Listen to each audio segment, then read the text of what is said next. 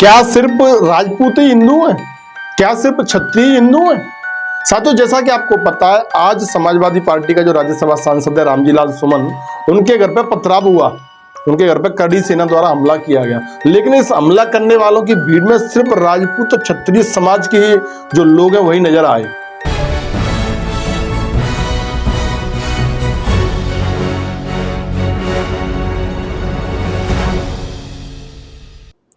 जो लोगों का मुद्दा था, जिसकी वजह से हमला हुआ, उस हमले की वजह ये थी कि रामजीलाल सुमन ने, जो हमारे वीर महान योद्धा थे राणा सांगा, उनको गद्दार कहा था। और ये कहा था, सारे हिंदुओं को गाली दी थी, अभद्र गाली दी थी कि तुम उस गद्दार राणा सांगा की औलाद हो। तो मेरा मानना यह है कि बाकी के लोग चुप क्यों हैं? उस भीड़ में क्या कोई ब्राह्मण नहीं हो सकता था? क्या कोई वैश्य नहीं हो सकता था? क्या कोई दलित नहीं हो सकता था? सिर्फ क्षत्रिय क्यों?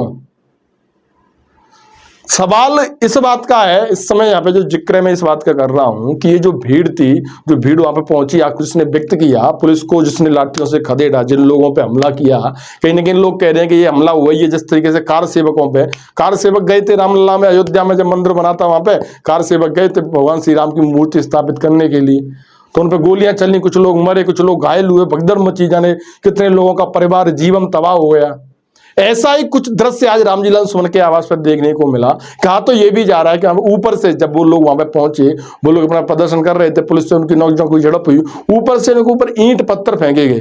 हमला ऊपर से किया गया, सांसद आवास की छत पे से हमला किया गया, ये भी कहा जा रहा है। ऐसी भी बात सामने निकल करके आ रही है। लेकिन यहाँ पर सोचने वाली बात यह है कि इस भीड़ में सिर्फ क्षत्रिय समाज के लोग क्यों थे? बाकी लोग चुप क्यों बैठे हुए हैं? क्या आप हिंदू नहीं है? क्या वो गाली जो दी गई थी हिंदुओं को, क्या वो गाली आप लोगों को नहीं लगी है? दलित समाज कहां है आगरा का? वो आगे क्यों नहीं आया? उस दलित समाज ने प्रदर्शन क्यों नहीं किया? क्या दलित समाज हिंदू नहीं है? क्या इस दलित समाज इस राष्ट्र का गौरव नहीं है? क्या इस दलित समाज इस खुद को देशभक्त नहीं मानता है? ऐसा व्यक्ति जो आपके शहीदों को, जो आपके आदर्श हैं, जो आपके महान प्रेरणा स्रोत हैं, उन लोगों को गद्दार कह रहा है, उसके आवाज पे पथराव होता है, हमला होता है, लोग उसके लिए चैलेंज कर रहे हैं, चुनौती दे रहे हैं, कोई उसकी जीभ काट करके लाए, कोई कुछ कर करके लेकर के आए। ऐसे व्यक्ति को पुलिस संरक्षण दे रही है। भारत में रहोगे, भारत का खाओगे, यहाँ की जो व्यवस्था है उसका लाभ उठाओगे, और यहाँ के जो लोग हैं उन लोगों को गालियां दोगे।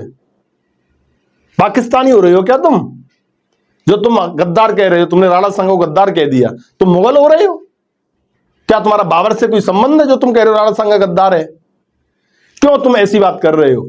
आज यहाँ पे जो भी हुआ है, लेकिन फिर भी शांति व्यवस्था बनाए रखने के लिए प्रयास था कि शांतिपूर्वक जो भी चीज है वो होनी चाहिए। मैं तो चाहूंगा कि ये जो आवाज है, चूंकि आज उन्होंने हमारे जो देश के जो वीर शहीद हैं, जो महापुरुष हैं, योद्धा हैं, जिन्होंने इस देश को कुर्बानी दिलाई, मुगल उन आक्रांताओं से हमारे इस राष्ट्र को आजाद कराया, अंग्रेजों से हमारे राष्ट्र को आजाद कराया, आज अगर उनके ऊपर उंगली उठाई जा रही है, कल को इस बातों में कोई दोहराए वाली बात नहीं कि ये लोग देश के साथ गद्दारी कर सकते हैं। क्योंकि देश की सबसे बड़ी पंचायत संसद भवन में ये लोग बैठते हैं, और वहां पर रहकर के तो इन लोगों के तार हो सकता है पाकिस्तान से मिले हो सकते हैं। ये लोग देश के सगे कैसे हो सकते हैं, जो चंद वोट बैंक की राजनीति के लिए, चंद इस चीज के लिए कि सब हम मुसलमानों का हमें सपोर्ट मिल जाएगा, इसीलिए अपने देश के जो महापुरुष हैं उनका आप अपमान कर रहे हैं, उनके लिए आप अभद्र भद्दी टिप्पणी कर रहे हैं। जिन लोगों ने आपको नेता बनाया, जिन लोगों ने आपको संसद भेजा, इससे पूर्व में भी आप सांसद रह चुके हैं, उन लोगों की आप गरिमा के साथ में, आप उन लोगों के साथ में इतना भद्दा, एक तरीके से कैसे इतनी भद्दी टिप्पणी कर रहे हैं? तो साथियों, मेरा तो मानना यही है कि इस भीड़ में अच्छा तब होता कि इस भीड़ में दलित समुदाय के भी लोग होते, इस भीड़ में ब्राह्मण भी होते, इस भीड़ में वैश्य भी होते, इस भीड़ में हर वो भारतवासी होता, हर वो हिंदुस्तानी होता जो हिंदुस्तान में रहता, खुद को एक सच्चा देशभक्त कहता है, खुद को भारत माता की जय जयकार होने पर और गौरवान्वित महसूस करता है। मुझे लगता है इस भीड़ में ऐसे लोग भी होते तो कहीं ना कहीं ये जो बात है, जो विरोध प्रदर्शन बहुत ज्यादा प्रबल हो पाता। सिर्फ कड़ी सोना ही क्यों, बाकी और लोग भी आगे आए और उनको ऐसी चीजों को मुंह तोड़ जवाब देने की आवश्यकता है। आज अगर आप चुप बैठेंगे, इनका मनोबल बढ़ेगा, इनका उत्साह बढ़ेगा, और कल को फिर कोई बड़ी बात बोलेंगे, कल को ये लोग देश से गद्दारी कर जाएंगे, और हम सिर्फ यही कहेंगे शांति व्यवस्था, शांति कायम बनी रहे, हम लोग शांत रहें। तो ऐसा हमारे देश में नहीं होना चाहिए। आप इस देश के साथ में, इस देश की हम कह सकते हैं जो गौरवशाली इतिहास है, उस ऐतिहासिक तथ्यों के साथ आपको छेड़छाड़ करने का कोई अधिकार नहीं है। तो साथियों इस बारे में आपका क्या कहना है? मेरा मानना ये छत्तीस सेना ने किया, जो कड़ी सेना ने जो भी प्रदर्शन किया, राजपूत समाज के लोग थे, आगरा के कुछ युवा उसमें शामिल हुए, वो लोग हरियाणा से चल करके आए, दूर दूर से लोग आए, उन्होंने इसमें प्रदर्शन में शामिल हुए और पुलिस से उनकी तकरार भी हुई, ये लोग शामिल हुए। तो क्या आप लोगों को नहीं लगता कि इसमें अन्य समाज के लोगों की भी भागीदारी होनी चाहिए थी, अन्य समाज के लोगों को भी शामिल होना चाहिए था? क्योंकि सांसद रामजीलाल सुमन का जो बयान था उसमें उन्होंने यही कहा था कि जो राणा सांगा गद्दार कहते, उन्होंने कहा था तुम उस गद्दार राणा सांगा की औलाद हो।